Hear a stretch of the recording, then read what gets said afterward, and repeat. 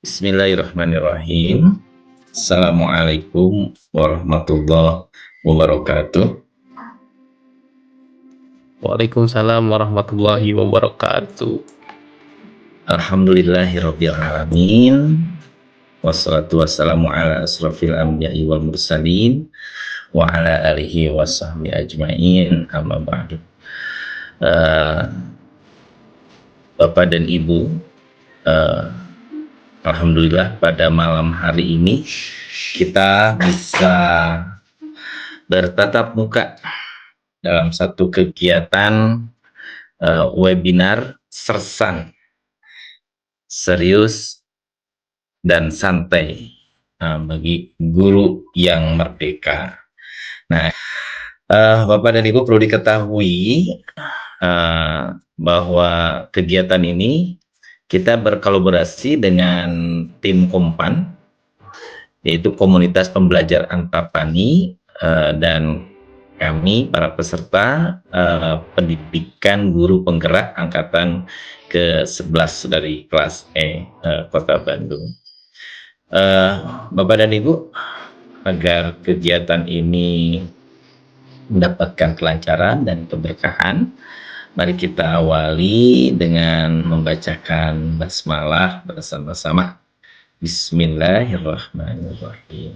Kami haturkan terima kasih atas kehadirannya di kegiatan webinar kami ini, dan mudah-mudahan harapan kami adalah nanti setelahnya kegiatan ini tentu akan menambah pengetahuan dan wawasan, dan mudah-mudahan kita bisa sharing ya, dan kami sangat terbuka untuk menerima kritikan, saran, atau nanti mungkin kita bisa saling menambahkan dalam penjelasan-penjelasan yang nanti akan dipaparkan oleh beberapa pemateri. Dan alhamdulillah telah hadir nanti di pemateri yang pertama, yaitu Pak Dimas Khairul Umam, SPD. Waktu kami persilahkan.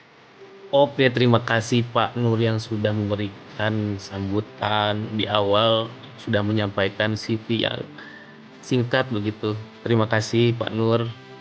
Sebelumnya saya sapa kepada Pak Ketua Kombel, Pak Ajis yang sudah bergabung, dan Pak Yudi sebagai Ketua KKG. Terima kasih sudah memperkenankan kami untuk bergabung dan membawakan sebuah webinar sersan serius tapi santai. Mudah-mudahan ini akan menjadi manfaat bagi kita semua, dengan tema yaitu kebutuhan dasar manusia. Nah, Ibu Bapak, sebelum ke materi, kira-kira nih saya mau nanya terlebih dahulu. Nah, kira-kira sebagai manusia, kebutuhan dasar kita itu apa nih? Boleh raise hand barangkali Ibu Bapak, siapa yang mau menjawab kebutuhan dasar manusia itu apa sih sebetulnya?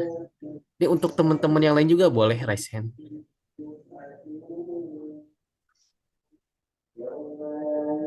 Eh, Memang pada hakikatnya semuanya itu memerlukan uang, tapi pada kajian kali ini kebutuhan dasar yang akan saya sampaikan itu menurut seorang psikiater dari Amerika. Beliau bernama Dr. William Glasser, ya. Jadi pada kesempatan ini mohon izin kepada ibu bapak semua, saya akan memberikan materi tentang 5 kebutuhan manusia menurut seorang psikiater dari Amerika, William Glasser. Mohon izin untuk share screen. Wah, kebahagiaan ini Pak Urai Suraya. Terima kasih Pak jawabannya. Memang manusia itu perlu bahagia ya. Apa?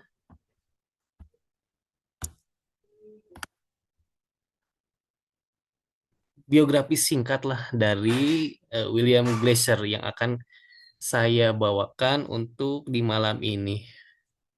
Ya, malam yang penuh dengan semangat karena yakin ibu bapak tadi banyak apa ya, kegiatan di sekolah untuk menyambut 17 Agustusan. Nah, ya, jadi ya lanjut ke profil Dr. William Glasser.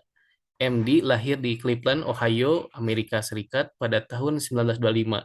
Ia merupakan seorang psikiater yang diakui secara internasional. Karya yang paling dikenal adalah pencipta teori pilihan atau choice theory dan penulis terapi realitas sebagai sebuah metode psikoterapi yang ia ciptakan pada tahun 1965 dan sampai sekarang telah diajarkan di seluruh dunia.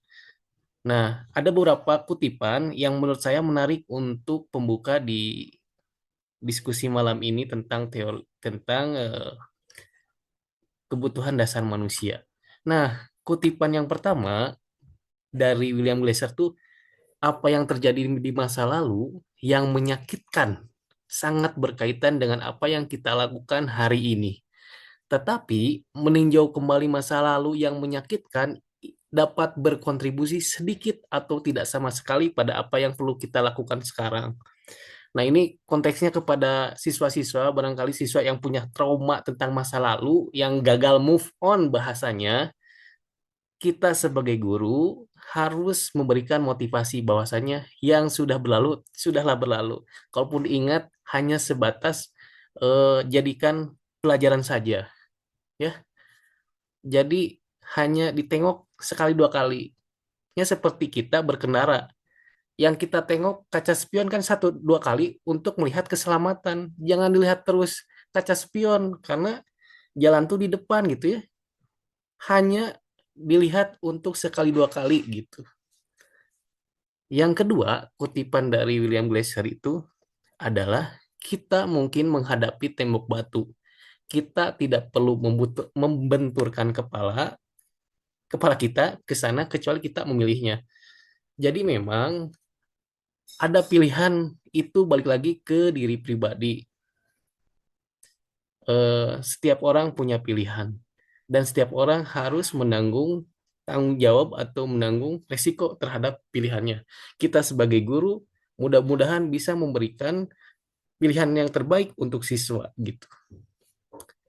Dan yang ketiga, ini kutipan yang terakhirnya,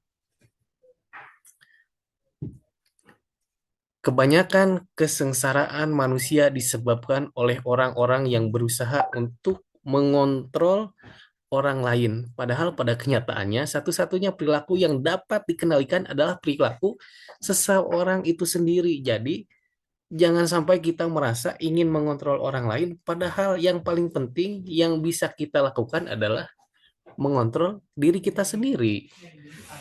Jadi jangan sosokan kita mau mengontrol orang lain. Yang bisa kita kontrol adalah diri sendiri. Nah, kita langsung ke kebutuhan apa saja sih yang ada di William Glasser. Nah, ini ada 5 keputusan dasar dari William Glasser. Itu yang pertama survival, 2 love, 3 fun, 4 power, 5 freedom. Ya, jadi bisa kita mulai satu-satu ya. Yang pertama itu survival atau kebutuhan akan kelangsungan hidup.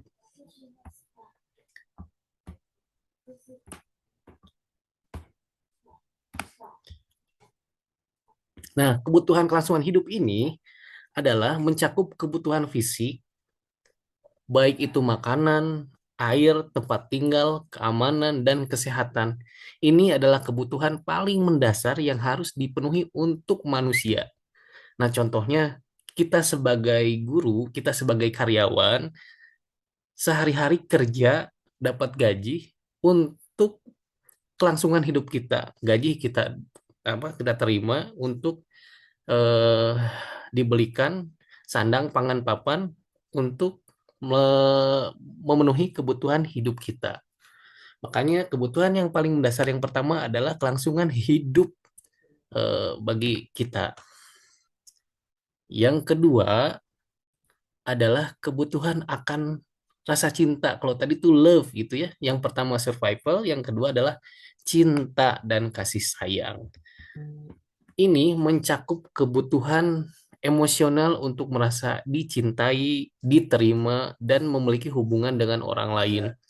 Manusia memiliki dorongan untuk menjalin hubungan yang dekat akrab dengan orang lain, baik dari keluarga, persahabatan maupun komunitas. Nah, salah satu contoh kita sedang bersilaturahmi dengan komunitas ini untuk saling memberikan pemahaman, saling silaturahmi. Jadi ada beberapa bentuk bagaimana kita menjalin kerjasama, salah satunya dengan webinar ini. Contoh lain, kalau misalnya untuk cinta ya di sekolah, ya kadang di SMP atau SMA yang sedang puberitas gitu, yang sedang masa-masanya anak-anak di siswa SMP SMA, mungkin SD karena saya mengajar di SMK, itu sedang masanya untuk senang dengan lawan jenisnya. Nah, di sana tuh tiap orang atau tiap siswa itu saling mencari perhatian untuk diperhatikan di kelawan jenisnya. Kodratnya tuh, ya balik lagi kodrat alamnya tuh memang manusia itu diciptakan untuk saling saling kalau bahasa dari Pak Nur tuh saling ta'aruf atau saling berkenalan.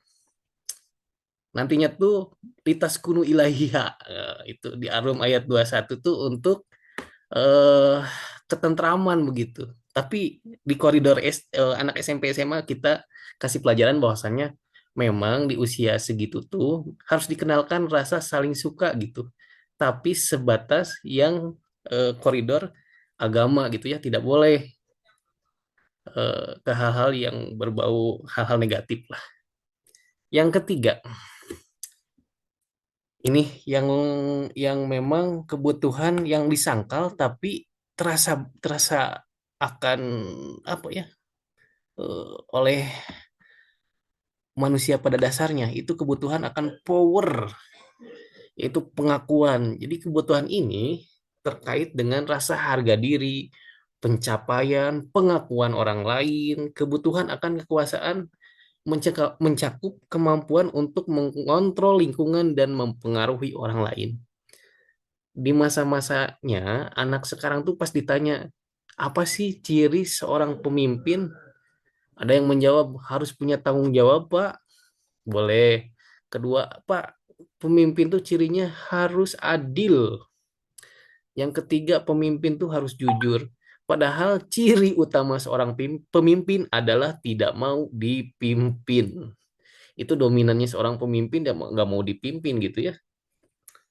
Nah, contoh di kehidupan siswa mungkin ya, eh seorang siswa di masa-masa di sekolah selain diisi oleh belajar, mereka mengaktifkan diri di organisasi-organisasi baik itu intra dan ekstrakurikuler. Di sana siswa belajar untuk menjadi sosok pemimpin dari jiwa leadershipnya. Jadi memang itu kebutuhan dasar. Karena tadi yang ketiga bahwasannya kebutuhannya akan kekuasaan, akan mengontrol kemampuan rasa harga dirinya atau rasa eksistensinya di sekolah. Jadi di sekolah berikan wadah kepada siswa untuk mengeksistensikan dirinya melalui gadget atau melalui medsos gitu. Jadi jangan sampai medsos itu hanya sebagai bahan scrolling, bahan update, tapi bisa diisi dengan hal yang lebih positif, apa itu jadi konten kreator yang berdampak positif kepada teman-teman yang lain sampai mungkin ke apa ke sekitaran di luar sekolahnya. Nah, kebutuhan yang keempat tentang freedom coba. Nah, di bulan yang merdeka ini yang kita peringati setiap tahunnya bahwasanya setiap tanggal 17 Agustus kita sebetulnya memperingati hari kebebasan atau kemerdekaan yang tadinya kita dijajah begitu. Nah, negara pun punya hak atau kebutuhannya untuk merdeka pun sama dengan manusia. Jadi kebutuhan dasar seorang manusia itu adalah memiliki kebebasan memilih, memiliki kebebasan untuk mengontrol hidupnya sendiri. Kebutuhan ini mencakup keinginan untuk tidak terikat oleh batasan aturan yang terlalu ketat.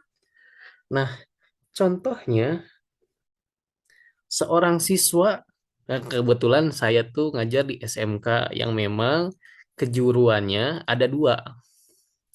Yang pertama kejuruan broadcasting dan film.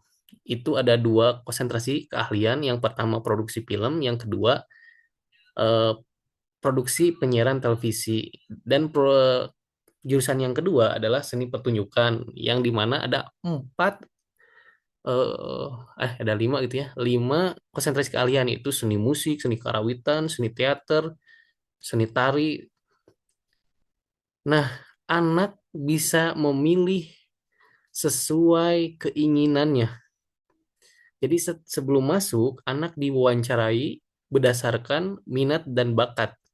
Nah, di sekolah tersebut, di sekolah saya gitu, paling tidak me- sudah membuat atau menggunakan pendekatan tentang kebebasan memilih jurusan sesuai bakat dan minat dan bakat siswa, untuk jadi tanggung jawab bahwasannya anak-anak yang memang memilih jurusan sesuai dengan minat yang eh, mereka rasakan gitu. Jadi kedepannya punya tanggung jawab pribadi masing-masing. Yang kelima, nah ini yang saya sukai, bahwa kebutuhan dasar manusia adalah fun, yaitu yang memang ingin bersenang-senang gitu ya. Saya balik lagi mengutip dari eh, ayat begitu ya, ayat Al-Quran. Bisa nanti dikoreksi oleh Pak Nur bahwasannya kehidupan itu adalah senda gurau ternyata. Hanya sebatas senda gurau, ibu bapak. Jadi kebutuhan itu berkaitan dengan aktivitas yang memberikan kesenangan, hiburan, humor, dan kegiatan rekreasi yang mudah-mudahan segala macam aktivitas yang jadi stres gitu ya, yang bisa jadi, wah ini apa, kok tugas aku banyak banget gitu. Didasari aja semua tugas, semua pekerjaan, toh pada intinya itu adalah hanya senda gurau saja gitu. Kita stress release-nya tuh hanya sebatas fun lah. Kalau misalkan ada tugas yang banyak, pasti ada hari di mana kita nggak ada tugasnya. Nah, kita gunakan saja hari itu sebagai stress release atau bisa digunakan untuk hiburan. Banyak hiburan ya, mungkin yang suka olahraga tadi disampaikan bahwasannya saya itu aktif di dunia perbasketan gitu ya. Jadi founder di komunitas gitu. Itu sebagai kebahagiaan atau kebutuhan kesenangan saya gitu. Ada yang mancing, kalau ibu-ibu shopping ya, shopping belanja di Shopee, di mana Tokped, di Lazada, itu sebagai kebahagiaan. Makanya sebagai seorang suami jangan pernah tuh melarang-larang istrinya bahagia gitu ya. Karena itu dasar kebutuhan manusia gitu. Bu Megi, Bu Pajar, kasih tahu aja, Pak, ini kesenangan hidup saya. Ya, ini teh dasar kehidupan manusia, kebutuhannya ini. Fun gitu ya. Ya, Ibu Bapak, mungkin hanya lima kebutuhan tadi yang bisa saya sampaikan, dari mulai survival, kebutuhan love, cinta, kebutuhan akan power, kekuasaan, kebutuhan kebebasan, freedom, yang terakhir kebutuhan kesenangan atau fun. Nah, itu lima kebutuhan dasar yang disampaikan oleh Dr. William Glasser. Nah, mudah-mudahan itu menjadi dasar bagaimana kita melakukan pendekatan kepada siswa. Jadi siswa punya masalah apapun, harus kita lihat latar belakang apa sih yang melatar belakangi siswa tersebut melakukan tindakan tersebut gitu ya. Mudah-mudahan nanti ada contoh-contoh yang lebih relate dengan kehidupan ibu bapak di sekolah. Terima kasih untuk kesempatan yang pertama ini. Kita lanjutkan kesempatan yang kedua dengan materi yang berbeda. Saya kembalikan lagi kepada saudara atau saudara Bapak Pak Nur. Mangga Pak Nur. Iya, terima kasih Pak Dimas, luar biasa materinya, sangat menarik tadi kita sama-sama dengar tentang kebutuhan dasar kita, kebutuhan dasar manusia, kebutuhan eh, untuk bisa bertahan hidup ya, bisa survival dan kasih sayang, rasa diterima gitu ya. Kemudian ada kebebasan atau freedom, uh, fun ya tadi sudah dicontohkan Dan ini semua kita rasakan bersama gitu ya, karena bagaimanapun yang namanya kehidupan itu eh, pasti kita akan mengalami segalanya, bentuk kesenangan, bentuk sesuatu kasih sayang, rasa ingin diterima, ingin diakui gitu ya. Nah, luar biasa Pak Dimas, terima kasih banyak materinya. Kemudian kita lanjutkan materi berikut dari Ibu Fajarianti SPD. Nanti yang akan disampaikan adalah tentang nilai-nilai kebajikan. Mangga kepada kepada Bu Fajarianti untuk menyampaikan materinya. Ya, terima kasih kepada Pak Nur. Ya, terima kasih ya Pak ya sudah memberikan kesempatan untuk menyampaikan materi selanjutnya dalam webinar ini. Assalamualaikum warahmatullahi wabarakatuh. Selamat malam Bapak Ibu guru hebat. Bagaimana masih semangat? Masih. Ya, masih Masih ya, semangat Bu Alhamdulillah. Fajarianti. Ya, semangat kita masih membara dan harus tetap demikian. Kita baru saja merayakan Hari Kemerdekaan negara kita yang ke-79 dan semangat para pahlawan harus terus dilestarikan karena sebagai pendidik kita memiliki peran penting untuk melanjutkan semangat perjuangan tersebut dengan mendidik dan memajukan pendidikan di Indonesia.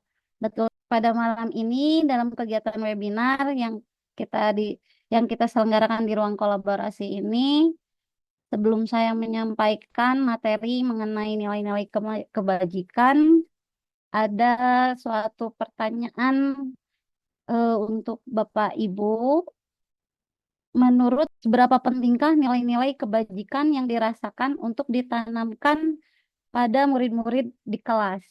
Silakan yang bisa menjawab di kolom chat.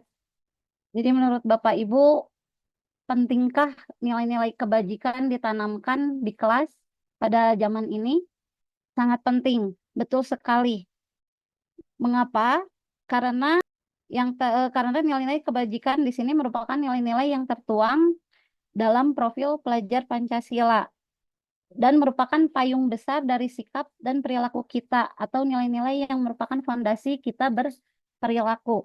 Contoh halnya yaitu beriman, bertakwa kepada Tuhan Yang Maha Esa, berakhlak mulia, mandiri, bernalar kritis, berkebinekaan global, bergotong royong, serta kreatif. Sebab nilai-nilai tersebut akan menjadi bekal peserta didik untuk menjalani hidup menjadi manusia ataupun sebagai anggota masyarakat. Ya, selanjutnya ada menurut psikiater dan pendidik Dr. William Glasser dalam kontrol teori. Nah, di sini terdapat teori kontrol menurut psikiater dan pendidik Dr. William Glasser dalam kontrol teori meluruskan beberapa miskonsepsi tentang makna kontrol dibagi menjadi 4, yaitu ilusi guru mengontrol murid, ilusi yang kedua ilusi bahwa semua penguatan positif dan bermanfaat, yang ketiga ilusi bahwa kritik dan membuat orang merasa bersalah dapat menguatkan karakter, yang keempat ilusi bahwa orang dewasa memiliki hak untuk memaksa. Saya akan em, menjelaskan dari ilusi guru mengontrol murid. Pada dasarnya, kita tidak dapat memaksa murid untuk berbuat sesuatu jikalau murid tersebut memilih untuk tidak melakukannya. Walaupun tampaknya guru sedang mengontrol perilaku murid. Hal demikian terjadi karena murid sedang mengizinkan dirinya dikontrol. Saat itu bentuk kontrol guru menjadi kebutuhan dasar yang dipilih murid tersebut. Teori kontrol menyatakan bahwa semua perilaku memiliki tujuan bahkan terhadap perilaku yang tidak disukai. Misalnya, kita memiliki seorang murid bernama A yang sering terlambat mengumpulkan tugas. Sebagai guru, kita tentu ingin mendorongnya agar lebih disiplin dan tepat waktu. Namun kita harus ingat bahwa kita tidak bisa memaksa A untuk selalu mengumpulkan tugas tepat waktu jika dia sendiri tidak memiliki niat untuk melakukannya. Ketika kita mencoba mengontrol perilaku A, seperti mengingatkan dan memberikan konsekuensi atas keterlambatannya, hal tersebut hanya efektif jika A merasa bahwa dia mengizinkan kita untuk mengontrolnya. Dalam hal ini, kontrol yang kita terapkan adalah sesuatu yang diizinkan oleh si A. Mungkin karena dia merasakan manfaat dari mendapatkan bimbingan atau merasa perlu untuk mematuhi aturan yang ada. Jadi kita tidak bisa seenaknya gitu mengontrol orang lain. Ketika orang lain tidak mau, ya kita tidak bisa mengontrolnya. Ketika orang lain mau, maka kita bisa mengontrolnya. Oke, selanjutnya yang kedua, ilusi bahwa semua penguatan positif dan bermanfaat. Penguatan positif atau bujukan adalah bentuk-bentuk kontrol segala usaha untuk mempengaruhi murid agar mengulangi suatu perilaku tertentu adalah suatu usaha untuk mengontrol murid tersebut dalam jangka waktu tertentu. Kemungkinan murid tersebut akan menyadarinya dan mencoba untuk menolak bujukan kita, atau bisa jadi murid tersebut menjadi tergantung pada pendapat sang guru untuk berusaha. Misalkan seorang guru mungkin memberikan pujian atau hadiah ketika seorang murid menunjukkan perilaku yang diinginkan, seperti menyelesaikan tugas dengan baik. Ini adalah salah satu bentuk kontrol karena usaha tersebut bertujuan untuk mendorong murid agar terus mengulangi perilaku tersebut. Namun dalam jangka waktu tertentu. Jadi tidak selamanya murid itu setiap ada kebaikan kita berikan reward gitu. Karena lama-kelamaan murid juga ada apa ya, mungkin bisa dikatakan bosan atau semacam tidak asing begitu. Berikutnya, ilusi bahwa kritik dan membuat orang merasa bersalah dapat menguatkan karakter. Menggunakan kritik dan rasa bersalah untuk mengontrol murid menuju pada identitas gagal. Mereka belajar untuk merasa buruk tentang diri mereka. Mereka mengembangkan dialog diri yang negatif. Kadangkala sulit bagi guru untuk mengidentifikasi bahwa mereka sedang melakukan perilaku ini, karena seringkali guru cukup menggunakan suara halus untuk menyampaikan pesan negatif. Misalnya jika seorang guru secara konsisten memberikan kritik yang tajam atau menekankan kekurangan murid, murid mungkin mulai merasa buruk tentang diri mereka sendiri gitu. Ketika kritik disampaikan dengan nada yang penuh penekanan atau menggunakan suara halus seperti komentar yang tersirat atau sindiran, dampaknya bisa lebih mendalam dan merusak. Sebagai contoh, seorang guru mungkin mengatakan, sepertinya kamu belum bisa memahami materi ini dengan baik. Setiap yang dilakukan teman-temanmu, meskipun terdengar sebagai pernyataan fakta, pernyataan ini dapat membuat murid merasa inferior dan kurang mampu. Akibatnya murid mulai menginternalisasi pesan negatif ini dan mengembangkan dialog diri yang merugikan, seperti berpikir, aku memang tidak pintar atau aku selalu gagal. Itu contoh dari ilusi bahwa kritik dan membuat orang merasa bersalah dapat menguatkan karakter, dan itu pun akan terus terbayang dan teringat-ingat seperti itu di masa depannya. Lanjut, di ilusi bahwa orang dewasa memiliki hak untuk memaksa. Banyak orang dewasa yang percaya bahwa mereka memiliki tanggung jawab untuk membuat murid-murid berbuat hal-hal tertentu. Apapun yang dilakukan dapat diterima selama ada sebuah kemajuan berdasarkan sebuah pengukuran kinerja. Pada saat itu pula orang dewasa akan menyadari bahwa perilaku memaksa tidak akan efektif untuk jangka waktu panjang dan sebuah hubungan permusuhan akan terbentuk. Jadi ketika ada seorang guru yang terus-menerus menekankan pentingnya nilai tinggi dan memberikan hukuman jika murid tidak memenuhi ekspektasi, murid mungkin akan merasa tertekan dan mulai menjauhkan diri dari guru. Mereka mungkin mengembangkan sikap negatif terhadap pembelajaran atau merasa bahwa mereka tidak pernah cukup baik, yang pada akhirnya menghambat kemajuan mereka. Dengan demikian, meskipun niat orang dewasa itu mendorong untuk kemajuan murid, bisa jadi baik, penggunaan metode pemaksaan dalam jangka panjang cenderung menghasilkan hubungan yang tidak sehat dan kurang efektif dalam memotivasi murid. Nah, selanjutnya bagaimana seseorang bisa berubah dari paradigma stimulus respon kepada pendekatan teori kontrol. Lanjut Pak Dimas. Punten. Nih, menurut Stephen R. Covey dalam Principle Centered Leadership tahun 1991 mengatakan bahwa bila kita ingin membuat kemajuan perlahan sedikit-sedikit, ubahlah sikap atau perilaku Anda. Namun bila kita ingin memperbaiki cara-cara utama kita, maka kita perlu mengubah kerangka acuan kita. Ubahlah bagaimana Anda melihat dunia, bagaimana Anda berpikir tentang manusia. Ubahlah paradigma Anda, skema pemahaman dan penjelasan aspek-aspek tertentu tentang realitas. Di sini ada tabel perubahan paradigma ke pendekatan teori kontrol. Yang pertama adalah realitas, kebutuhan kita sama. Contoh kebutuhan kita sama yaitu kebutuhan makan, rasa aman, pengakuan sosial, kasih sayang. Yang teori kontrolnya kebutuhan kita berbeda. Nah, di sini perbedaan kebutuhan itu bergantung pada bagaimana individu menilai dan mengatur faktor-faktor yang mempengaruhi keseimbangan antara hasil yang diinginkan dan hasil aktual. Sistem kontrol internal mereka berfungsi untuk memastikan bahwa kebutuhan ini terpenuhi dengan cara yang sesuai dengan tujuan dan preferensi pribadi mereka.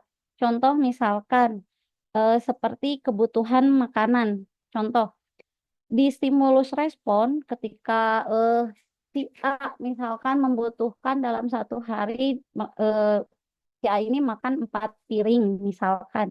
Sedangkan di teori kontrol kita hanya membutuhkan satu hari itu 3 piring saja karena ketika sudah kenyang maka akan berhenti dengan sendirinya. Mungkin contoh hal kecilnya seperti itu. Yang kedua, semua orang melihat hal yang sama. Sedangkan di teori kontrol, setiap orang memiliki gambaran berbeda. Di sini pembelajaran, misalkan guru menunjukkan gambar seekor kucing kepada murid-murid di kelas. Misalkan anak-anak ini coba perhatikan ibu mempunyai sebuah gambar yaitu eh, hewan apa namanya, kucing gitu. Nah, anak-anak didik kita melihat semuanya sama gitu. Oh iya itu gambar kucing. Ketika di teori kontrol, meskipun itu gambarnya sama, tetapi akan berbeda cara pandangnya. Seperti apa? Tidak semua orang menyukai kucing gitu kan. Karena apa? Mungkin ada pengalaman-pengalaman yang dirasakan oleh anak-anak. Contoh misalkan, kenapa kamu tidak menyukai kucing? Karena ada pengalaman dicakar kucing atau misalkan alergi karena bulu kucing.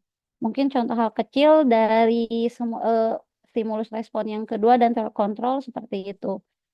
Yang ketiga, kita mencoba mengubah orang agar berpandangan sama dengan kita.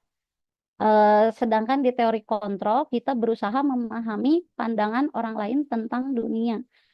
Jadi kalau di stimulus respon, contoh misalkan eh, makanan saja. Si A menyukai makanan eh, Bapak C, sedangkan si B tidak menyukai makanan si Bapak C. Nah, ketika di stimulus respon, kita mencoba mengubah orang agar berpandangan sama dengan kita. Kita seolah-olah harus, ayo kita makan di si Bapak C gitu, makanannya enak gitu. Padahal belum tentu gitu si B ini juga akan menyukai. Meskipun tidak suka, si A ini menekankan dan meyakinkan bahwa makanan di si Bapak C ini sangatlah nikmat, enak, cocok gitu. Nah, di stimulus respon contohnya seperti itu. Sedangkan di teori kontrol kita tidak bisa seperti itu. Kita di teori kontrol kita bisa eh, apa? mengajak, tetapi ketika si B ini mengatakan saya tidak suka. Kenapa? Kita harus bertanya alasannya karena memang pada dasarnya eh, beda lidah gitu.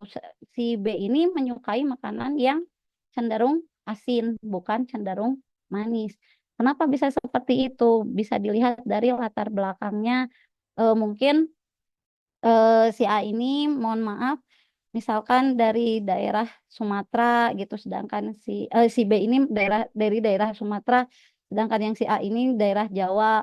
Kan mungkin kita juga bisa memahami ya kalau misalkan daerah Jawa itu banyak menggunakan gula, sedangkan Sumatera itu lebih cenderung ke asin. Nah, kita tidak bisa memaksakan hal seperti itu. Contoh yang ketiga seperti itu. Selanjutnya, perilaku buruk dilihat sebagai suatu kesalahan, sedangkan di teori kontrol, semua perilaku memiliki tujuan. Contoh hal, misalkan ada suatu karyawan yang datang selalu terlambat dan manajer menegur, tetapi dengan nada yang tidak enak dan tidak mau tahu. Pokoknya kesalahan itu harus diperbaiki karena itu adalah sebuah tanggung jawab. Sedangkan di teori kontrol, semua perilaku memiliki tujuan. Sedangkan di teori kontrol, yang namanya manajer itu tidak langsung menjudge kamu salah. Tetapi di teori kontrol, manajer tersebut menanyakan mengapa, apa alasannya, mengapa kamu datang terlambat gitu. Terus ada apa di balik keterlambatan itu gitu. Nah, mungkin dengan seperti itu karyawan tersebut akan menceritakan apa yang sebenarnya terjadi dan si manajer pun harus dapat memahami itu. Selanjutnya orang lain bisa mengontrol saya, sedangkan di teori kontrol hanya Anda yang bisa mengontrol diri Anda. Di stimulus respon orang lain bisa mengontrol saya.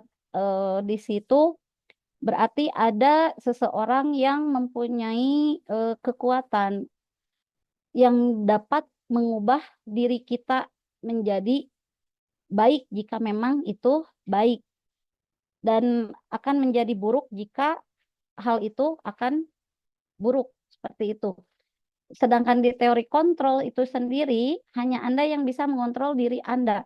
Nah, di sini merupakan kita tidak bisa meskipun orang lain mengontrol diri kita, tetapi apapun itu kembali lagi kepada diri kita sendiri karena untuk merubah segala sesuatu yang dapat mengontrol diri sendiri itu adalah ya diri kita sendiri, bukan orang lain. Orang lain hanya memberikan pendapat dan masukan. Respon saya bisa mengontrol orang lain.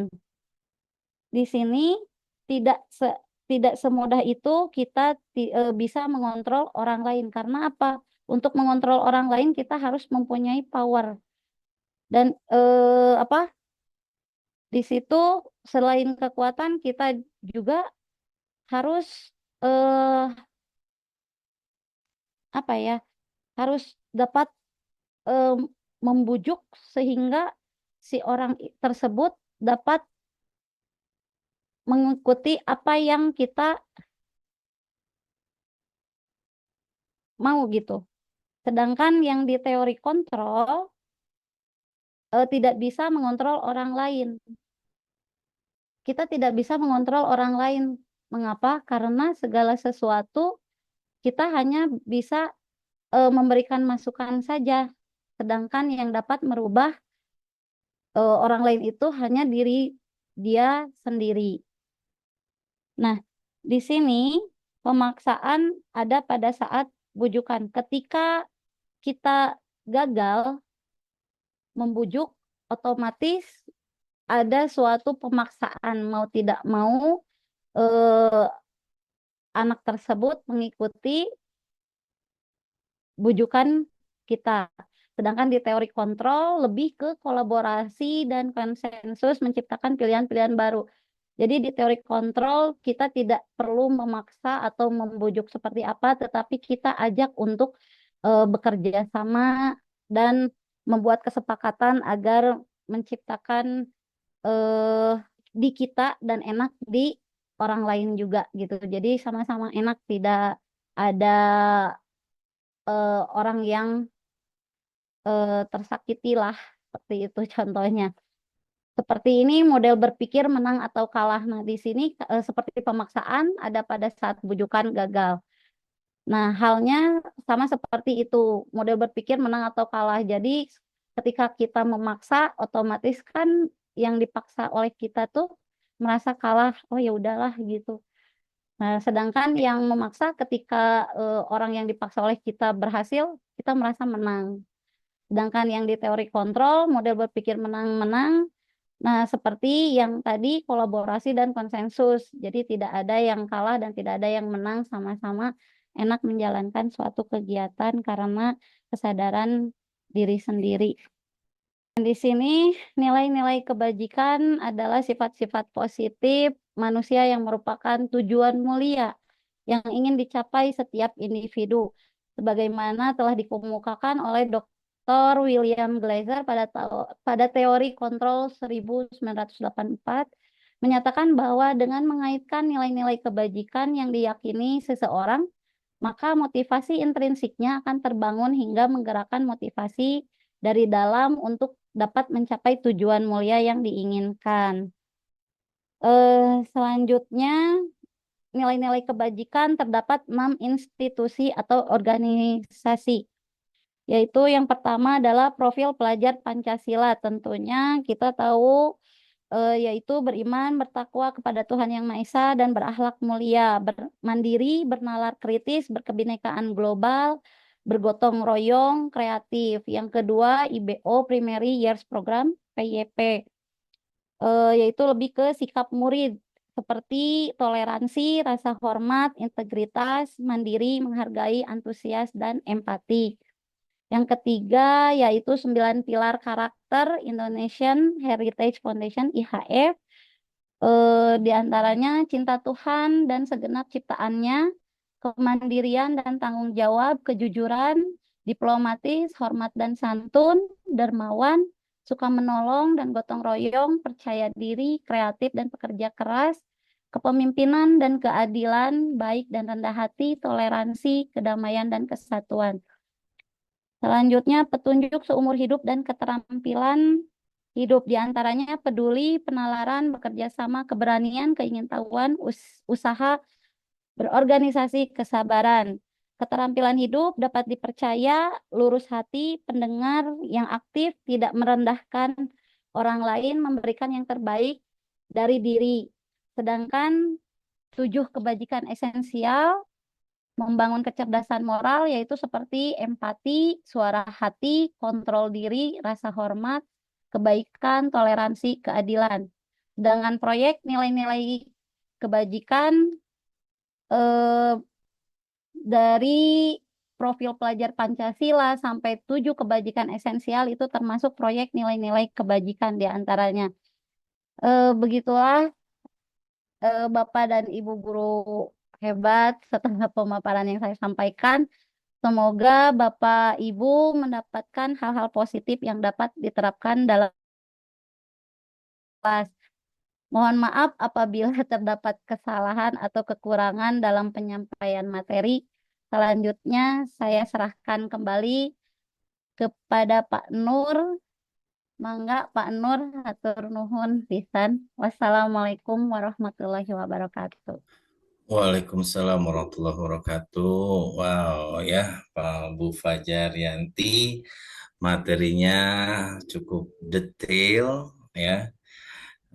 Kita pahami bersama dengan tadi memunculkan ada yang menjadi catatan saya itu ketika ada teori yang memberikan perspektif yang berbeda tentang perilaku manusia ya, tentang teori kontrol ya, yang menekankan kepada pengaruh lingkungan ya terhadap perilaku. Jadi menekankan akan peran aktif ya, peran aktif dari setiap individu untuk mengatur perilaku. Dan ini sangat apa kita butuhkan untuk memahami segala bentuk perilaku dari manusia. Jadi saling melengkapi tentunya. Dan tadi di akhir ada nilai-nilai kebajikan yang 6 institusi atau organisasi. Dan itu semua ya menjadi penguat untuk memunculkan nilai-nilai kebajikan. Mari Bapak dan Ibu, kita lanjutkan materi selanjutnya, yaitu dari Bapak Valentino Rizky. Betul ya, Valentino Rizky Pamuji, SPD GR, akan memberikan materi tentang posisi kontrol guru. Ya, perlu diketahui beliau mengajar di Seman 10 ya Pak Valen ya. Alhamdulillah. Ya, Pak, Bandung ya Pak ya. Betul. Masya Allah. Nanti akan panjang lebar ya disampaikan oleh Pak Valen tentang posisi kontrol dari seorang guru. Waktu kami persilahkan, mangga Pak Valen. Oke, terima kasih atas waktunya Pak Iwan. Assalamualaikum warahmatullahi Mangga Pak, wabarakatuh. lanjut. Kayaknya tadi terlempar ya. Assalamualaikum warahmatullahi wabarakatuh. Waalaikumsalam warahmatullahi wabarakatuh. Selamat malam Bapak Ibu semuanya, para guru-guru hebat serta rekan-rekan yang luar biasa. Terima kasih untuk waktunya telah meluangkan untuk bersama kami di Sersan, Serius Tapi Santai, di mana untuk kesempatan kali ini saya akan melanjutkan dari Ibu Fajarianti yang menyampaikan bahwa tadi ada beberapa tentang posisi kontrol dan tentang disiplin positif. Nah, di sini saya pribadi, Valentino Rizky, saya akan menyampaikan tentang disiplin positif yang berpusat pada siswa. Nah, di sini pegangan saya adalah dari Ibu Dian Gosen. Namanya emang cukup barat, tentang pendekatan restitusi, di mana untuk posisi kontrol akan dibedakan menjadi 5 posisi kontrol. Nah, apa saja? Nah, minta mohon bantuannya Pak Dimas untuk share screen. Santai. Di sini 5 posisi kontrol adalah posisi kontrol yang sudah disampaikan oleh Bu Fajar, di mana kita sebagai pendidik atau pengajar juga kita melihat bahwa sebagai guru ternyata kita membutuhkan disiplin positif. Nah, di sini kita mungkin akan berbagi pengalaman. Apakah kita sudah sebagai apa sih di sini? Di sini dari Ibu Dian Gosen menyampaikan tentang buku restitusinya, bahwa apakah disiplin positif kita sudah efektif, apakah sudah berpusat pada siswa, apakah sudah memandirikan siswa, sehingga dari hal-hal tersebut akan ditunjukkan 5 posisi kontrol yang sesuai dari psikolog di sini, yaitu Budian Gosen. Yaitu pertama, punten, Mister. Posisi yang pertama adalah posisi kontrol kita sebagai penghukum. Maksudnya penghukum bagaimana? Di sini akan mengungkapkan hukuman baik secara verbal maupun hukuman secara. Nah, di sini kita sebagai guru penghukum, biasanya kita akan mengatakan kata-kata sedikit mengancam, bahwa seperti di gambar, kalau tidak mau belajar, tidak usah ganggu teman yang lain. Kamu harus ikuti aturan saya. Kalau kamu tidak mengerjakan tugas, silahkan bisa langsung keluar kelas. Nah, itulah beberapa hal yang menjadi ciri dari guru sebagai posisi kontrol penghukum.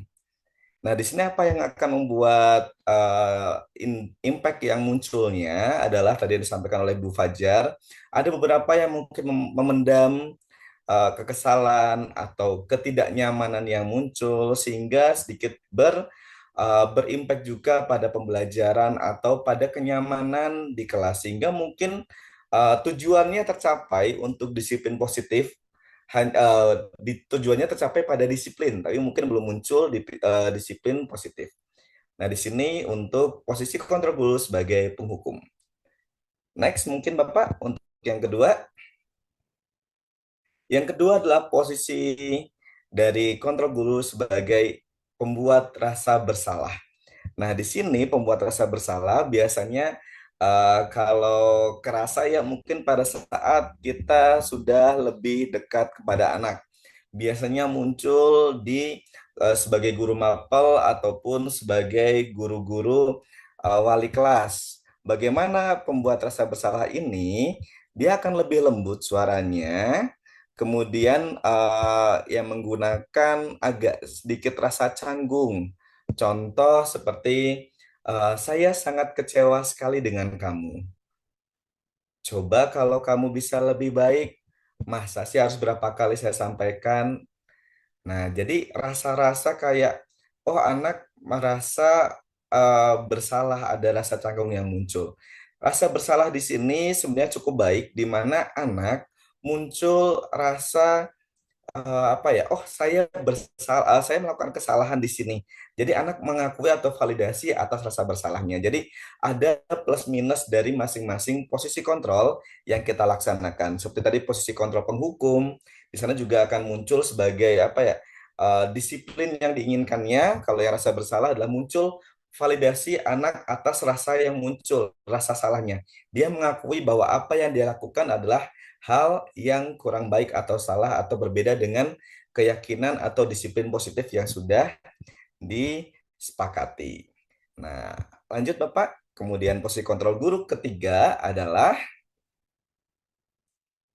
guru sebagai teman. Nah, di sini sangat sering muncul sekali banyak guru-guru yang menjadi teman siswa-siswanya, apalagi yang saya sangat senang adalah banyak guru muda atau enggak banyak guru-guru misalkan di SD itu vibes-nya sangat menyenangkan, apalagi SMP dan SMA juga muncul-muncul bahwa guru sebagai teman. Nah, guru pada posisi ini tidak akan menyakiti murid, tidak akan menyakiti murid secara verbal maupun secara fisik, tetapi akan menjadi pengontrolnya adalah persuasi atau ajakan. Nah, kalau tadi yang pertama hukuman, kedua bagaimana dengan keheningan atau rasa bersalah, yang ketiga adalah dengan persuasi atau ajakan. Biasanya muncul kedekatan yang lebih dari guru maupun murid, maksudnya tidak hanya sebagai guru dan murid, tapi lebih muncul pada temannya.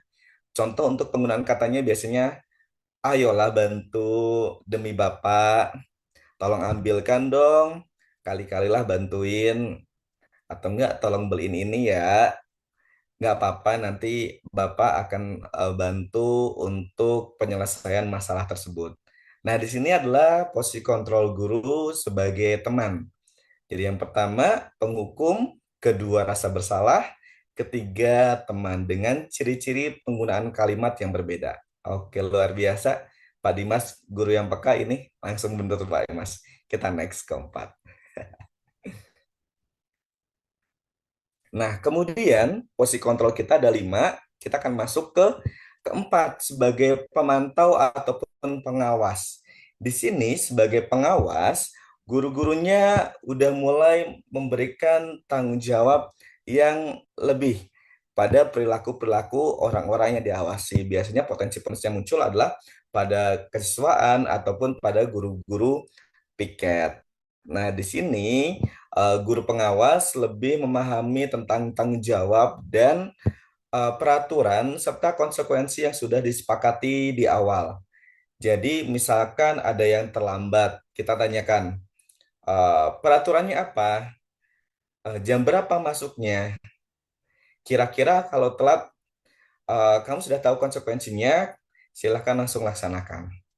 Nah, jadi di sini sebagai pengawas, dia sudah mengetahui tanggung jawab masing-masing siswa, biasanya akan lebih mudah untuk siswa-siswa yang sudah mulai bisa kita ajak ngobrol lebih lanjut seperti mungkin anak SD akhir, SMP ataupun SMA. Di mana di sini kita bisa menyandingkan bahwa kamu melakukan hal ini salah, maka konsekuensinya seperti ini. Nah, itulah untuk tipe pengawas. Jadi sudah lebih pada tanggung jawab masing-masing. Oke, next Pak Dimas. Nah, 5 posisi kontrol yang terakhir adalah sebagai manajer. Maksudnya sebagai manajer itu bagaimana? Jadi penggabungan dari semuanya atau pembuat jadi lebih baik daripada pengawasan adalah pengawasan mereka membuat konsekuensi yang sudah disepakati. Nah, manajer pun sama. Tetapi di sini dia menanyakan seperti alasannya, apakah itu sesuai dengan kesepakatan yang sudah kita lakukan? Bagaimana kamu mempertanggungjawabkan atas hal yang kamu lakukan sehingga muncul perasaan kalau di psikologi itu nyaman sehingga untuk mengalir pembicaraan, validasi emosi serta validasi kegiatan-kegiatan apa saja yang mungkin dilaksanakan oleh anak-anak akan muncul. Nah, di sini hal-hal yang menariknya ini juga dibahas, ini kan dibahas oleh Bu Dian Goseng, di mana udah dibuktikan secara psikologi, hal ini tuh membantu siswa untuk kita menggali lebih dalam dari apa yang dilaksanakan siswa. Kayak misalkan, kenapa dia melakukan hal itu, alasannya apa, apakah sudah berulang kali, kemudian apakah itu baik atau tidak, bagaimana solusi dari hal yang sudah kamu laksanakan, atau bagaimana pertanggungjawaban yang muncul. Nah, di sini kita sebagai manajer. Jadi kita kalau tadi bedanya dengan pengawas, pengawas sudah ada panduannya. Misalkan panduan itu saat dia berbuat salah konsekuensinya ini, saat dia berbuat apa konsekuensinya ini. Nah, kalau untuk manajer bedanya bahwa dia ditanyakan lebih dahulu, solusi apa yang kamu tawarkan untuk kejadian ini. Jadi ada hal timbal balik di mana ada komunikasi dua arah antara siswa dengan guru. Nah, di sini bukan berarti bahwa apa yang telah kita lakukan atau kita refleksikan, oh, aku selama ini sebagai guru apa, posisi kontrolku sebagai apa, itu bukan menjadi hal kayak membuat mengecilkan hati Bapak Ibu, bukan. Tapi hal itu tuh bukan berarti 100% bahwa itu kurang baik tuh enggak. Semua posisi kontrol memiliki kontrolnya masing-masing. Bapak Ibu sebagai apa di sekolah, Bapak Ibu pun melakukan posisi kontrol sebagai apa, memiliki dasar masing-masing. Jadi semuanya positif, di mana tempat bahwa kita ada di mana, anak-anak sebagai apa, kita berlaku sebagai apa, posisi kontrol dari manapun dari lima ini cukup bagus. Jadi jangan khawatir, aduh aku seringnya melakukan posisi kontrol seperti ini terus. It's okay. Nah, kalau menurut Bapak Ibu nih, refleksinya, apakah yang Bapak Ibu sudah lakukan di sekolah masing-masing? Apakah sudah sebagai lebih sering penghukum? Apakah lebih sering sebagai pengawas? Ataukah sebagai teman, rasa bersalah, atau manajer kelas? Nah, coba cek dong kira-kira refleksi Bapak Ibu bagaimana sih apa yang sering saya jadi posisi kontrol di sekolahnya? Mangga bisa diklik di chat. Dari 5 posisi kontrol, tapi jangan membuat Bapak Ibu minder ya. It's okay. Saya juga sebagai guru pun kadang-kadang melakukan posisi kontrol sebagai penghukum, sebagai teman, sebagai membuat rasa bersalah, manajer ataupun pengawas. Masing-masing itu bisa dilaksanakan dengan kondisi yang Bapak Ibu pasti sudah mengetahuinya. Oke, thank you kayaknya. Mungkin next slide, Pak Dimas. Nah, inilah restitusi untuk 5 posisi kontrol. Terima kasih, saya kembalikan ke Pak Nur. Assalamualaikum warahmatullahi wabarakatuh. Waalaikumsalam warahmatullahi wabarakatuh. Terima kasih Pak Valen yang telah memberikan materi tentang posisi kontrol guru. Dan ini sangat berpengaruh tentunya untuk keberhasilan pembelajaran siswa. Jadi dengan menempatkan kita sebagai apakah sebagai teman, sebagai penghukum, itu sebagai manajer atau sebagai perasaan bersalah. Dan ini ada pada kita selaku guru yang mana kenyamanan dalam mengajar itu sangat diutamakan. Baik Bapak dan Ibu sekalian, ya masih semangat. Alhamdulillah ini sudah semakin bertambah untuk partisipan, kurang lebih ada 50. Kita lanjutkan ke materi berikut. Nanti untuk sesi tanya jawab itu di akhir. Materi berikutnya yaitu dari Ibu Megi Purnama Cahaya, gitu, SPD GR. Yang akan nanti menjelaskan tentang segitiga eh, restitusi, ya. Nah, perlu juga saya sampaikan kurikulum dari Ibu Megi. Ya, beliau lahir di Bandung, Bu, ya. Di Bandung 8 Mei 91. Masih muda, ya. Lulusan S1-nya di PGSD UPI tahun 2013. Kemudian bertugas saat ini sebagai guru kelas 6 di SDN 209 Antapani. Dan alamat tinggalnya di Cilengkrang, ya, di Cilengkrang. Wah, bahasanya keren ini pasti, ya. Mangga Bu Megi untuk memaparkan materi selanjutnya, yaitu tentang segitiga restitusi.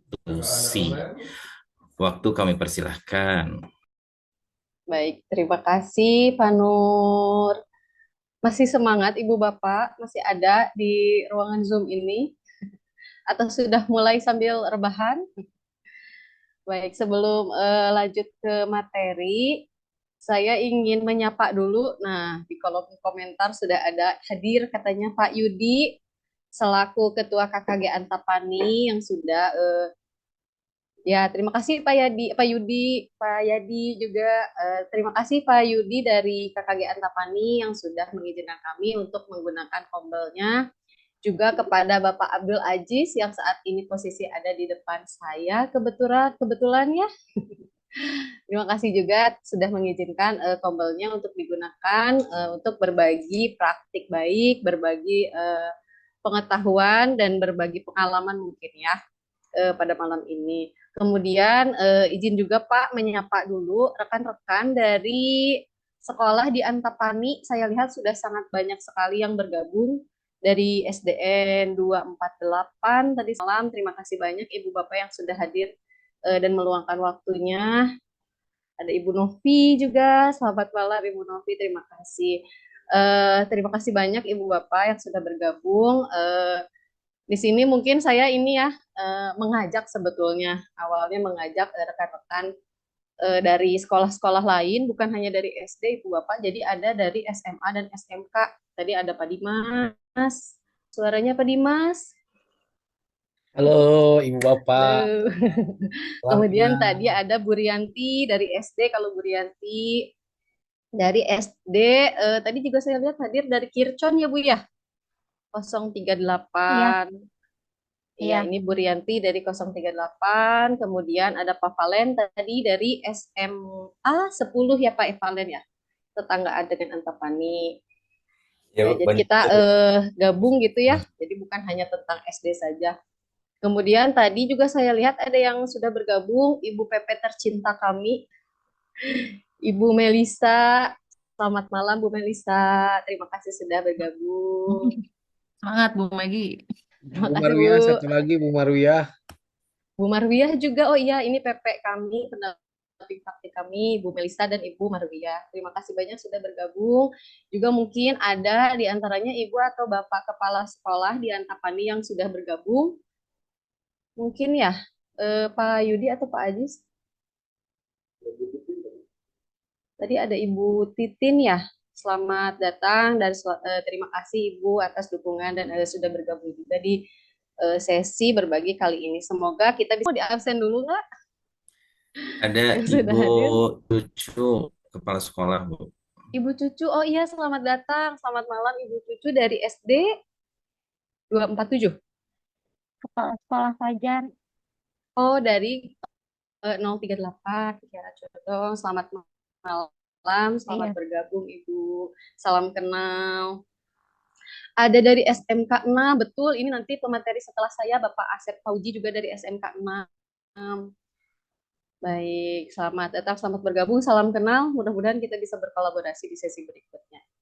Ini saya akan menyampaikan praktik segitiga restitusi. Apakah sudah tampil? Sudah. Ya, terima kasih. Jadi tadi sudah kan banyak dibahas tentang yang pertama tadi kebutuhan manusia. Jadi bahwa manusia itu bertindak pasti ada alasannya, pasti ada latar belakangnya, dan tidak terlepas dari kebutuhan manusia itu sendiri. Kemudian tadi yang kedua dari Ibu Fajarianti tentang apa tadi Bu Fajar apa ya? Nilai-nilai kebajikan. Oh iya, masih ada ya. Nilai-nilai kebajikan, betul.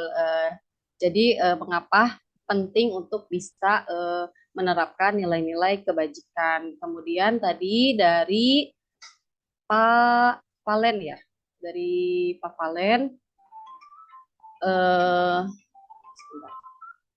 tentang 5 posisi kontrol. Nah, sekarang dari saya adalah praktiknya. Bagaimana sih seperti apa restitusi yang tadi kita bahas selama kurang lebih sudah hampir 1 jam lebih ya. Apa sih sebetulnya restitusi? Dari tadi kita membahas restitusi. Sebetulnya apa itu restitusi? Nah, restitusi adalah sebuah proses bagaimana kita memperbaiki kesalahan yang dilakukan. Berarti di sini kita sebagai pendidik memperbaiki kesalahan yang dilakukan oleh siswa ataupun bahkan mungkin oleh kita sebagai pendidik. Kemudian memperbaikinya adalah dengan cara menerapkan atau menguatkan karakter-karakter yang baiknya. Jadi bukan hanya menyorot pada karakter atau perilaku yang kurang baik. Restitusi juga adalah sebuah proses kolaborasi yang mengajarkan murid untuk mencari solusi. Jadi restitusi ini fokusnya ke solusi, bukan hanya mencari siapa yang salah atau siapa yang benar. Seperti itu. Kemudian ciri-cirinya bagaimana? Ciri-ciri orang yang menyelesaikan masalah dengan cara restitusi adalah pertama, restitusi bukan untuk menebus kesalahan, gitu ya, tetapi justru untuk belajar dari kesalahan. Jadi kalau kita merusak sesuatu bukan hanya untuk memperbaiki sesuatu itu bagaimana, tapi kita belajar bagaimana supaya tidak terjadi lagi kesalahan yang sama. Kemudian restitusi itu memperbaiki hubungan. Restitusi itu bukan paksaan tapi tawaran. Kemudian restitusi menuntun untuk melihat ke dalam diri, gitu ya. Jadi supaya mereka bisa merefleksikan diri sendiri. Kemudian restitusi itu mencari kebutuhan dasar yang mendasari tindakan. Kemudian restitusi diri adalah cara yang paling baik yang dilaksanakan untuk mencari solusi. Kemudian fokus pada karakter, jadi bukan hanya pada tindakan. Restitusi itu menguatkan, tadi kemudian fokus pada solusi dan mengembalikan siswa yang mengalami masalah pada kelompoknya. Nah, seringkali siswa yang di poin terakhir ini, siswa yang melakukan kesalahan itu malah jadi target bullying atau dijauhi oleh teman-temannya hanya karena melakukan 1 atau 2 kesalahan. Nah, restitusi ini justru menjadikan mereka yang kita sebut pelaku mungkin ya, untuk bisa bersosialisasi dan kembali ke kelompok teman-temannya untuk bisa diterima kembali dan tidak didiskriminasi. Itu ciri-ciri restitusi. Kemudian langkahnya bagaimana? Nah, yang pertama, jadi ada 3 langkah restitusi, makanya disebut segitiga restitusi. Yang pertama itu menstabilkan identitas. Tadi sudah dibahas teori kontrolnya. Nah, menstabilkan identitas ini tujuannya adalah untuk menyampaikan kepada anak bahwa kita semua itu pasti melakukan hal yang terbaik.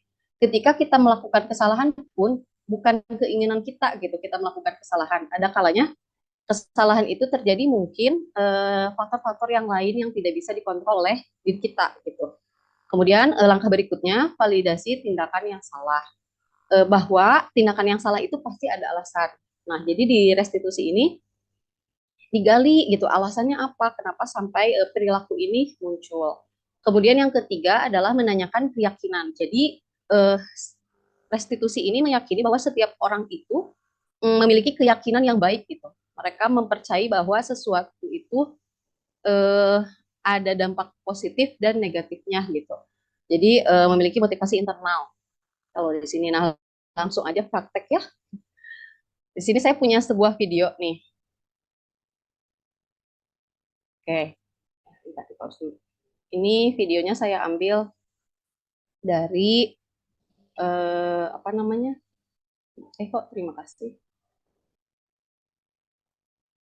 Jadi dari dramatisasi ya, dramatisasi praktek bagaimana kita melaksanakan restitusi. Ini anaknya dikasih skenario, tapi ada juga yang, ya aku mau pakai, ya patah, ya gimana sekarang? Tadi pada ngapain? Kita lagi main seru-seruan, Bu. Oh, lagi seru-seruan ya. Terus, emang main apa? Kita lagi main, ya main penggaris aja. Oh. Tuh kan udah merasa bersalah ya. Padahal kita cuma nanya.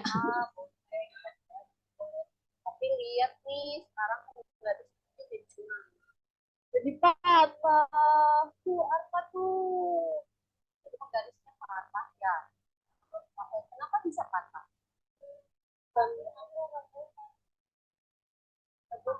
Oh gitu. Seru-seruan itu boleh. Tapi kalau sampai garisnya patah, menurut kalian ini merusak atau tidak? Merusak. Jadi bagaimana dong kalau sudah rusak seperti ini? Harus kita ganti yang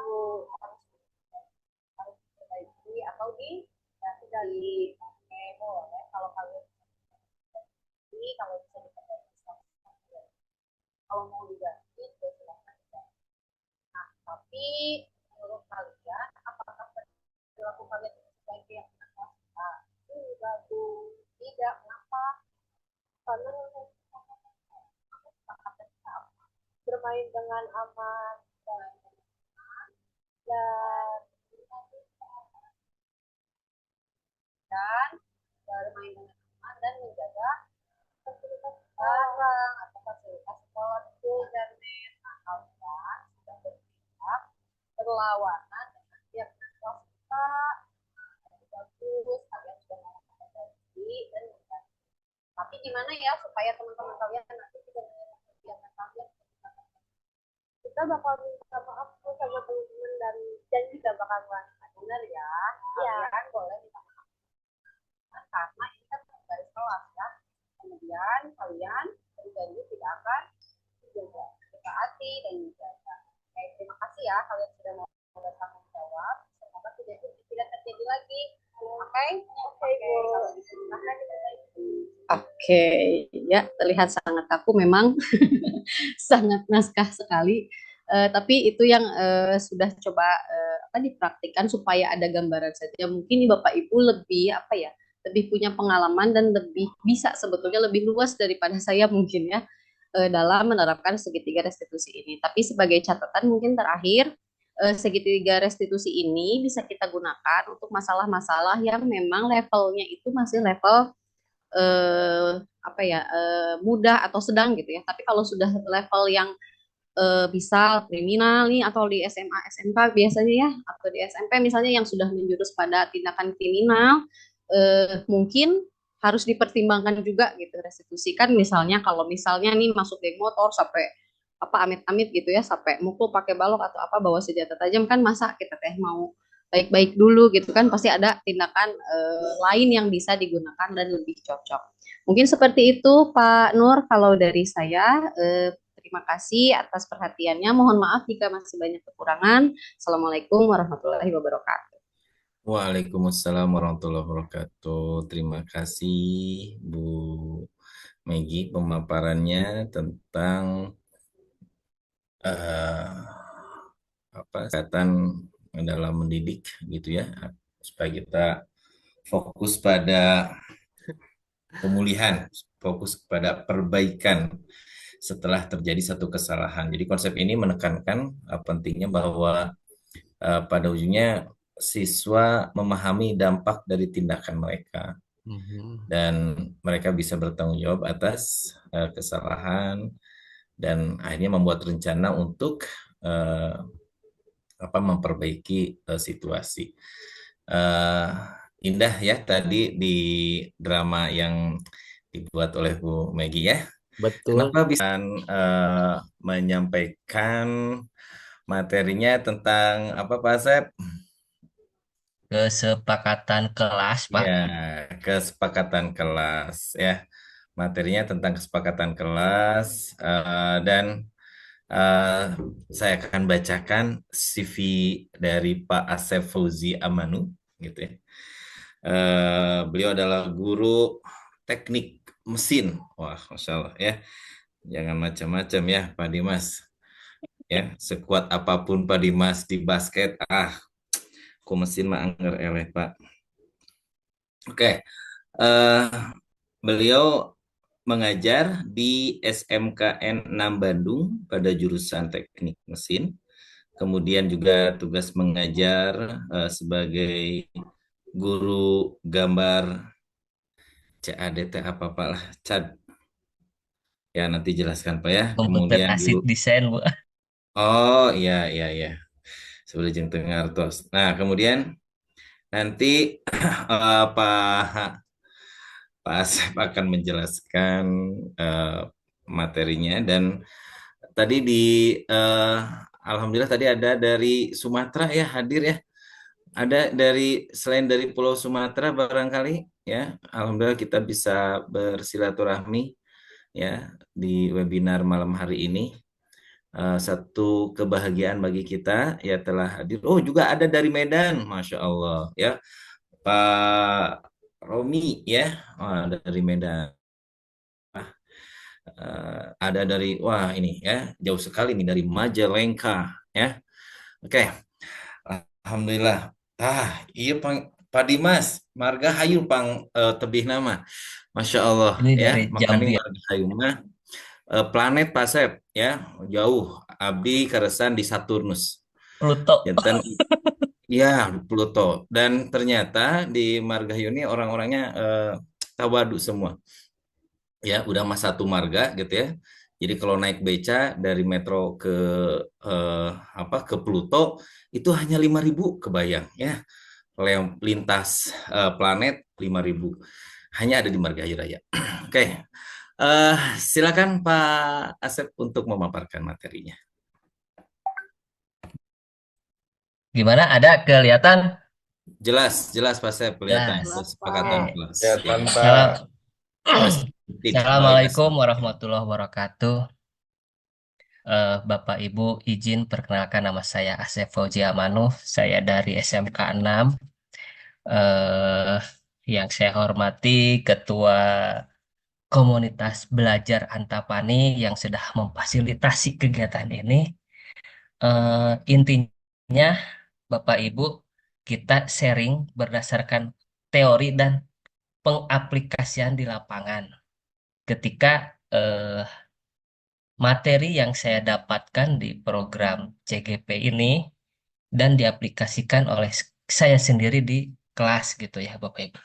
Yang berikutnya saya haturkan terima kasih ke para peserta, rekan-rekan senior dari sekolah kami, sekolah asal, kemudian dari peserta yang dari luar kota, dari luar pulau, dari Sumatera. Saya ucapkan terima kasih. Izin saya menyampaikan Bapak Ibu mengenai kesepakatan kelas. Nah, mengenai kesepakatan kelas itu adalah berkaitan dengan hal-hal atau tindakan-tindakan yang ujung-ujungnya adalah positif. Yang mana kesepakatan kelas ini ketika semua sudah disepakati dan diyakini barulah menjadi keyakinan kelas. Nah, keyakinan kelas ini adalah sebuah aturan atau hukum hukum gitu ya, kesepakatan yang emang kita yakini untuk dilaksanakan oleh kita sebagai guru dan siswa, sehingga tercipta nanti suasana belajar yang memang menyenangkan gitu. Nah, kesepakatan kelas adalah pernyataan tujuan bersama dan standar perilaku antara siswa dan guru dalam lingkungan kelas. Kesepakatan ini menetapkan harapan untuk semua orang di kelas dan mendorong rasa saling menghormati, kerjasama, dan keamanan. Kepekaan kelas dibuat oleh anggota kelas termasuk peserta didik dan guru. Seperti saya tadi sampaikan, karena kesepakatan kelas itu adalah tujuannya untuk apa namanya, rasa saling menghormati dan kenyamanan yang ada di kelas, maka kesepakatan kelas ini adalah harus disepakati dan diyakini oleh eh, orang atau guru dan siswa pada saat pembelajaran yang akan kita laksanakan.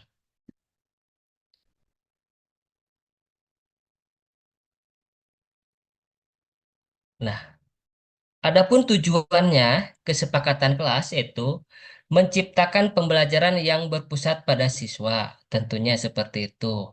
Yang kedua, meningkatkan kinerja pembelajaran, maupun kita sebagai gurunya, kemudian siswa sebagai murid yang akan melaksanakan pembelajaran di kelas. Kemudian meningkatkan motivasi belajar siswa. Kemudian membentuk sikap positif. Yang kelima, peserta didik menjalankan kesepakatan kelas tanpa tekanan. Dalam arti tanpa tekanan, jadi seutuhnya kesepakatan kelas itu muncul dari keinginan siswa tersebut, bukan dari aturan yang dikeluarkan oleh guru. Seperti contohnya kalau di kelas jangan makan. Nah, itu bukan keluar dari guru, tapi keluar dari pemikiran siswa tersebut. Jadi jangan berisik di kelas. Nah, itu bukan dari guru. Beda lagi dengan aturan. Kalau aturan kan sifatnya harus dipatuhi.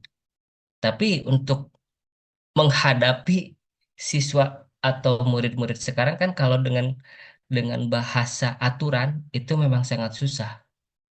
Pasti bakalan selalu di apa? Ada yang namanya pelanggaran gitu ya, dilanggar terus gitu. Maka lebih baik, lebih enak kita membuat adalah kesepakatan kelas. Yang keenam adalah terjalinnya komunikasi aktif antar guru dan peserta didik. Nah, maka dalam menjalankan kesepakatan kelas ini, kita akan menjalin komunikasi. Bahkan secara tidak sadar kita akan hati ke hati gitu. Kamu tuh pengennya belajarnya seperti apa di kelas pelajaran saya gitu. Karena contohnya kita kan, Pak, pelajaran Bapak tuh susah ngitung gitunya. Boleh gak kalau ngitung saya dibantu pakai buka HP? Ya boleh, nggak apa-apa. Yang penting kan itu tujuannya positif ya. Tapi kalau memang kesepakatannya untuk menggunakan HP tapi malah digunakan dengan yang lain, nah itu jangan. Karena contohnya kalau buka HP dipakai untuk main game, nah itu kan apa namanya, bukan budaya positif tapi budaya negatif karena tidak mendorong untuk keberlanjutan atau kegiatan pembelajaran, bahkan bisa mengganggu. Kemudian langkah-langkah membuat kesepakatan kelas.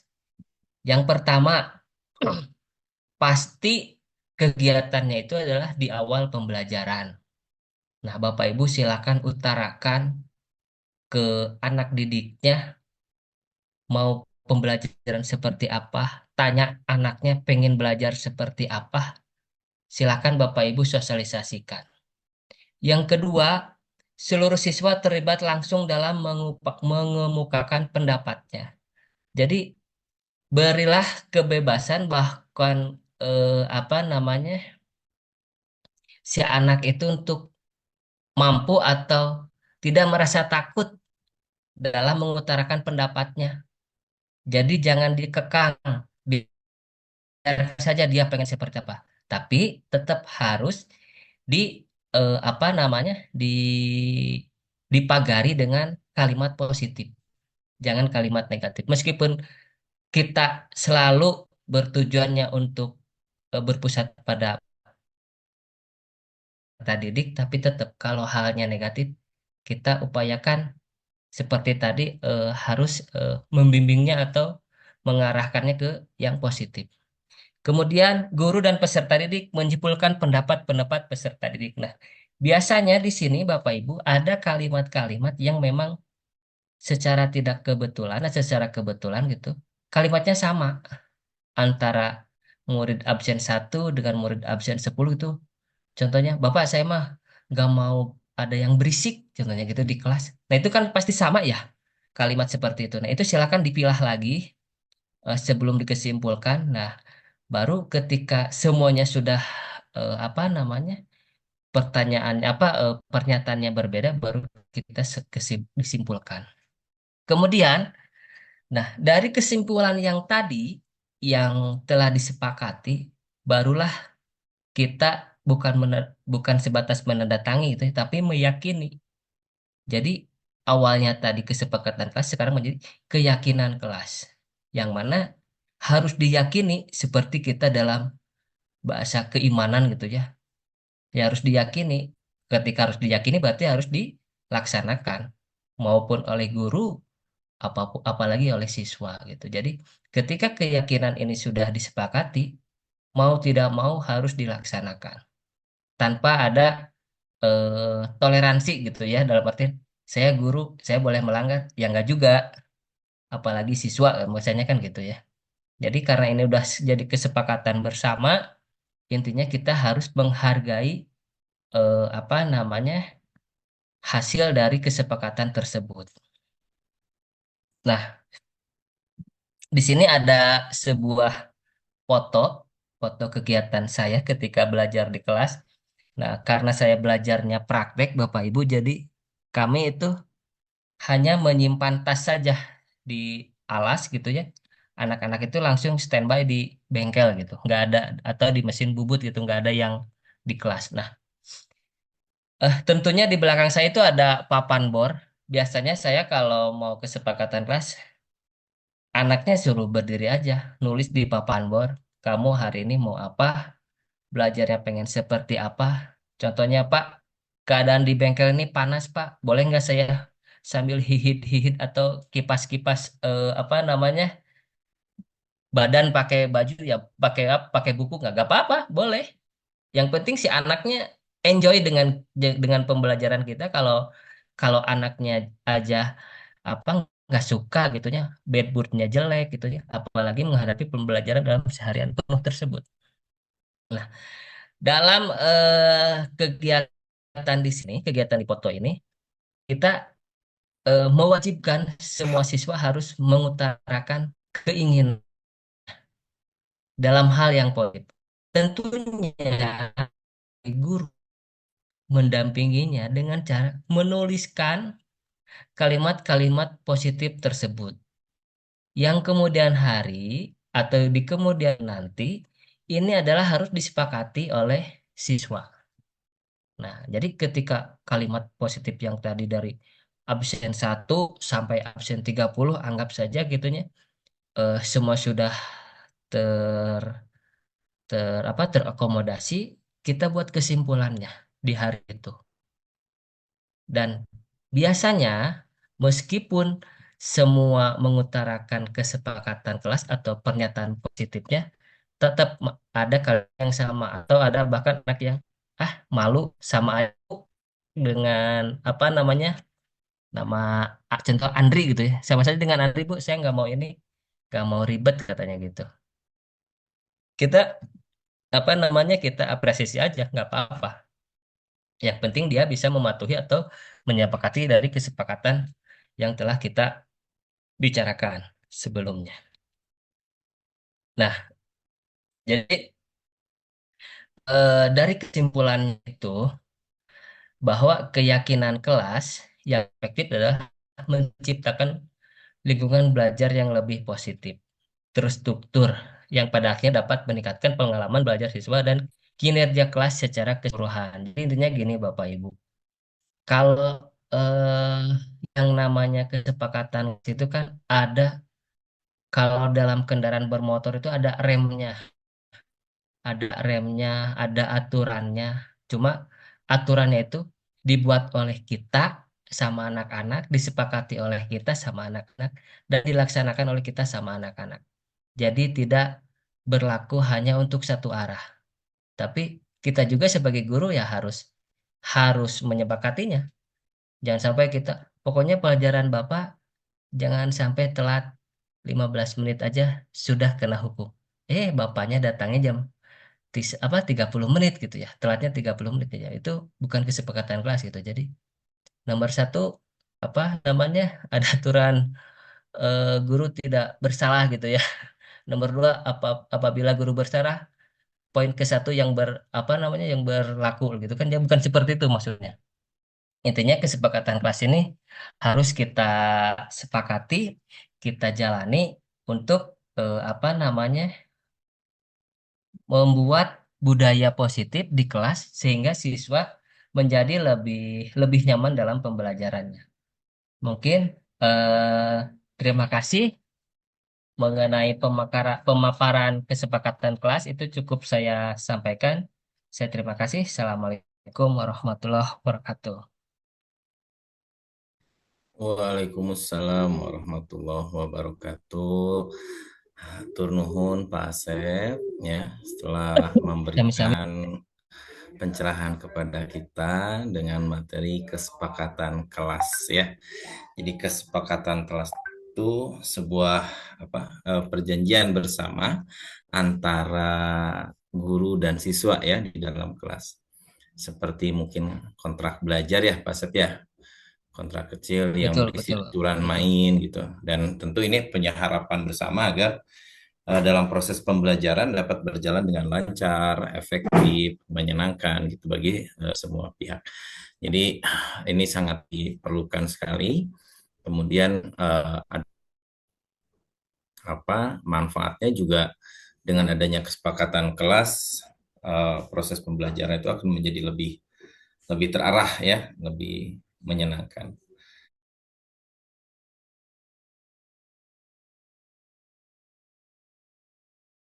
Assalamualaikum warahmatullahi wabarakatuh. Nama saya Ibu Setiawati SPD. Saya rekan dari Ibu Pajarianti SPD, CGP Angkatan 11. Setelah menyimak webinar yang dipaparkan tentang budaya positif, saya tertarik untuk menciptakan budaya positif di sekolah.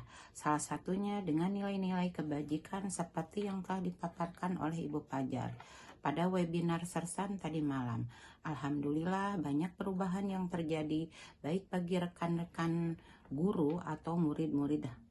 Hal ini nantinya akan mampu menciptakan pembelajaran yang lebih aman, nyaman, dan menyenangkan. Terima kasih pada Bu Pajar yang sudah mau berbagi praktik baik pada kami semua. Semoga kita bisa menerapkan nilai positif dengan optimal sehingga sekolah kita bisa lebih baik. Terima kasih. Wassalamualaikum warahmatullahi wabarakatuh. Assalamualaikum warahmatullahi wabarakatuh. Perkenalkan, nama saya Sani Istiqomah, selaku rekan sejawat dari Ibu Fajarianti SPD, CGP Angkatan 11. Setelah menyimak webinar yang dipaparkan tentang budaya positif, saya tertarik untuk menerapkan budaya positif di sekolah. Salah satunya dengan nilai-nilai kebajikan seperti yang sudah dipaparkan oleh Bu Fajar pada webinar Sersan tadi malam. Alhamdulillah banyak perubahan yang terjadi bagi rekan guru maupun murid-murid. Hal ini nantinya akan mampu menciptakan pembelajaran yang aman, nyaman, dan menyenangkan. Terima kasih kepada Ibu Fajarianti yang sudah mau berbagi praktik baik kepada kita semua. Semoga kita bisa menerapkan nilai positif dengan optimal, sehingga sekolah kita bisa lebih baik lagi. Terima kasih. Assalamualaikum warahmatullahi wabarakatuh.